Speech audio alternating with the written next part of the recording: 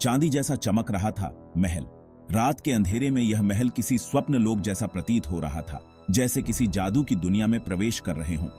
ऊंची ऊंची दीवारें जैसे आसमान को छू रही हों।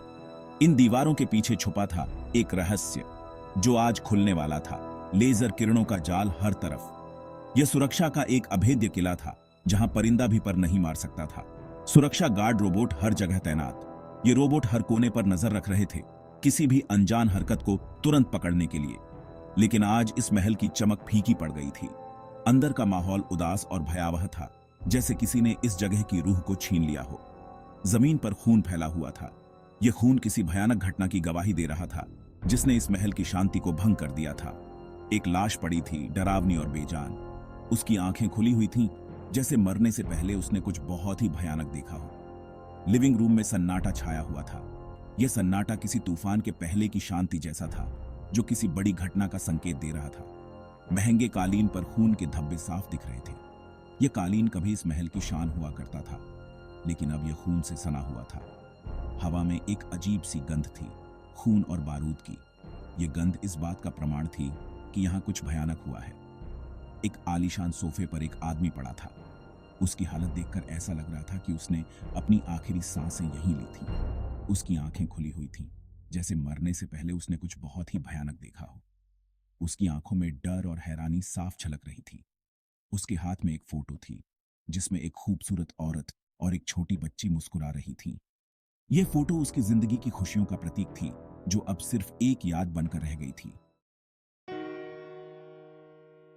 पिताजी, एक चीख कमरे में गूंज उठी। महादेवी की आवाज में दर्द और बेबसी थी, जैसे उसकी दुनिया ही उजड़ गई हो। महादेवी अपने पिता के शरीर पर गिर पड़ी। उसकी आंखों से आंसू बह रहे थे और वह अपने पिता को आखिरी बार गले लगाने की कोशिश कर रही थी। उसके आंसू रुकने का नाम नहीं ले रहे थे।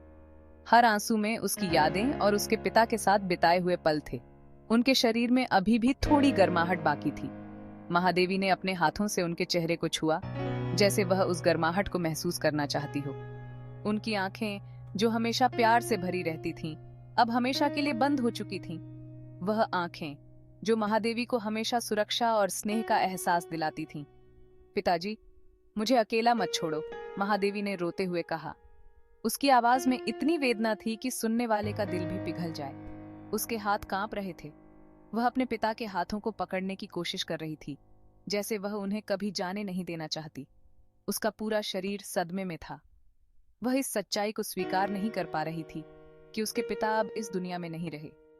उसके पिता की तस्वीर उसके हाथ में थी, वह तस्वीर जो उनके साथ बिताए हुए हर पल की याद दिलाती थी। वही तस्वीर जो उसके पिता के हाथ में थी। उस तस्वीर में उनकी मुस्कान और उनकी आंखों की चमक अब भी जीवित थी। उसी औरत और बच्ची की तस्वीर, वह तस्वीर जो उनके अटूट बंधन की गवाह थी, अब महादेवी के लिए एकमात्र सहारा बन गई थी। बेटा, तुम्हें मजबूत बनना होगा। उसके पिता ने कहा था, हमारे दुश्मन बहुत ताकतवर हैं, वो तुम्हें ढूंढ निकालेंगे। महादेवी को वो दिन याद आया जब उसके पिता ने उसे अपने अतीत के बारे में बताया था, उनके दुश्मनों के बारे में जो बदला लेना चाहते थे। लेकिन पिताजी, हम कौन हैं और हमारे दुश्मन कौन हैं? महादेवी ने पूछा था। जब समय आएगा मैं तुम्हें सब बता दूंगा, उसके पिता ने कहा था। लेकिन अभी तुम्हें बस इतना जानना है कि तुम खतरे में हो। मुझे कुछ करना होगा। समय तेजी से बीत रहा था और हर पल कीमती था। महादेवी ने दृढ़ निश्चय के साथ कहा, हमारे पास ज्यादा समय नहीं है, हमें जल्द ही कुछ करना होगा। उसे अपने पिता की बातें याद आ रही थीं। समय यात्रा की कहानियां जो उन्होंने सुनाई थीं, अब सच लगने लगी थी। बस यही एक तरीका था जो उन्हें बचा सकता था, एक योजना जो समय की सीमाओं को पार कर सके। उसे उस तकनीक के बारे में पता था। ये तकनीक ही उनकी आखिरी उम्मीद थी। उसके पिता ने उसे सब कुछ सिखाया था, हर छोटी बड़ी बात जो आज काम आ सकती थी। महल के नीचे एक गुप्त कमरा था, एक ऐसा कमरा जो रहस्यों से भरा हुआ था। उस कमरे में एक मशीन थी, समय यात्रा की मशीन, एक ऐसी मशीन जो समय को मोड़ सकती थी। महादेवी ने उस मशीन को देखा। उसके मन में कई सवाल उठ रहे थे।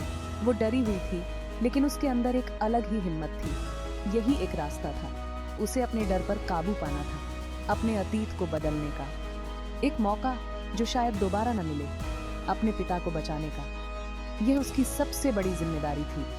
समय की शरण में उसे अपने पिता को बचाना था। उसने मशीन के कंट्रोल पैनल पर निर्देश टाइप किए। उसकी उंगलियां कांप रही थीं। उसे यकीन नहीं था कि यह काम करेगा या नहीं, लेकिन अब उसके पास खोने के लिए कुछ भी नहीं बचा था। उसने एक गहरी सांस ली और बटन दबा दिया। मशीन हिलने लगी। तेज रोशनी उसके चारों ओर घूमने लगी। उसे चक्कर आने लगा। उसे लगा जैसे उसका शरीर टूट रहा हो, और फिर सब कुछ शांत हो गया। महादेवी ने अपनी आंखें खोलीं। वो कहां थी? क्या वो अतीत में पहुंच चुकी थी, या यह सब सिर्फ एक सपना था? कहानी जारी रहेगी।